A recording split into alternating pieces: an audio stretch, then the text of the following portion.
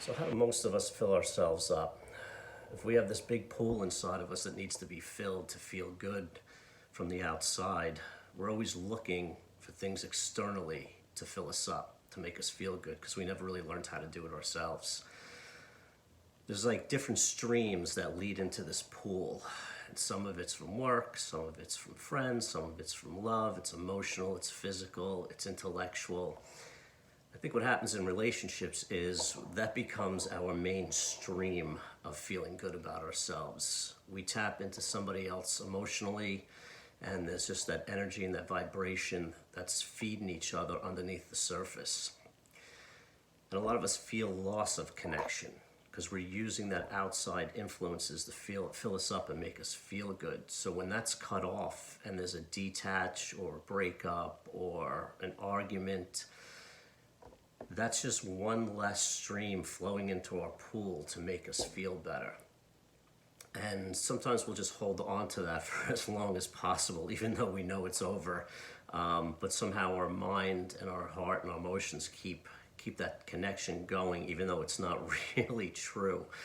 And then what you can do is you can either go and look for other people to fill that up, other things, but when you have a loss of somebody you care about, that's the most difficult to refill. And some people get right back out there and try to find somebody else to fill that stream, and other people will sit with it and pine, and the way they'll fill that stream is by reminiscing and looking at old pictures and old texts and all of that. We have to start filling our own pool and not relying on streams outside of ourselves, always scanning and always checking and always making sure that those streams are still flowing. What we really need to do is cut off those streams and dig our own well and figure out how to fill our pool ourselves so we rely less on others. I feel like, narcissists, and everybody's got that whole blame game going on. Narcissists are hurt probably more than we are because their pool is so empty. They need a constant stream from others. And I don't know if they're really conscious of it. I understand that it's hurtful and there's a lot of manipulation and control that goes with it. But it's partly our responsibility as well, because if we weren't looking to use somebody else's stream of energy to fill us up, we wouldn't stay as long as we did. And it comes down to peeling away the layers. You have that false self on the top layer that you figured out before even thought was conscious of how to please your source figures, and you've created this false self that it's not really what you wanted to do and not really who you are and how you want it to be, but you had to become that to survive. And under that layer, then you have fear. And you're just fearing the loss of that stream being cut off.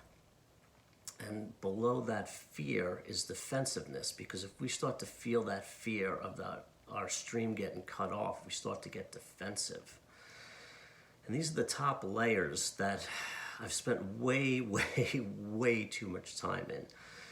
But it's the layers below that where it's most important.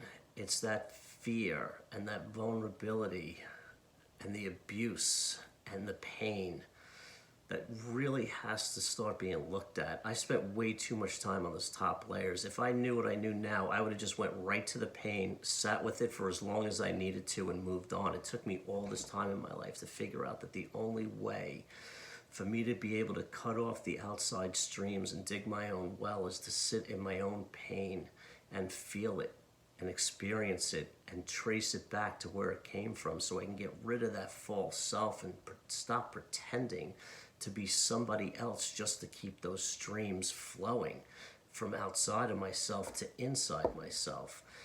It's a cliche, but it is an inside job. It's just we have to go to these dark, painful places and admit things to ourselves that we don't want to admit, and sit with things that we do not want to sit with.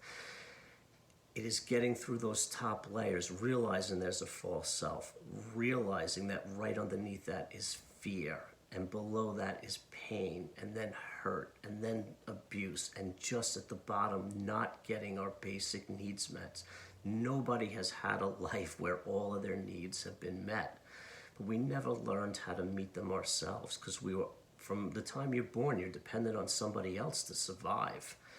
And if you don't have people teaching you how to survive on your own, the rest of your life you're going to be looking outside of yourself. And when people don't meet your needs, they get very defensive because they're fearful that that stream is going to get cut off, and then they react and they'll either withdraw or push away. We have to sit with the pain. I know it's not what you really want to do, but that's the only way to learn how to take care of yourself. Nobody is going to take your pain away. I'm in pain. Everybody's in pain. I'm dealing with something right now that I didn't want to have to deal with. And I've sat with a lot of pain over the past year that what's going on right now has pretty much always been one of my biggest fears. And when it happened, I was really, really surprised how it didn't cripple me emotionally like it used to. And that's just because I've been able to sit with the pain. And when this happened, as painful as it was, I got used to experiencing pain instead of avoiding it.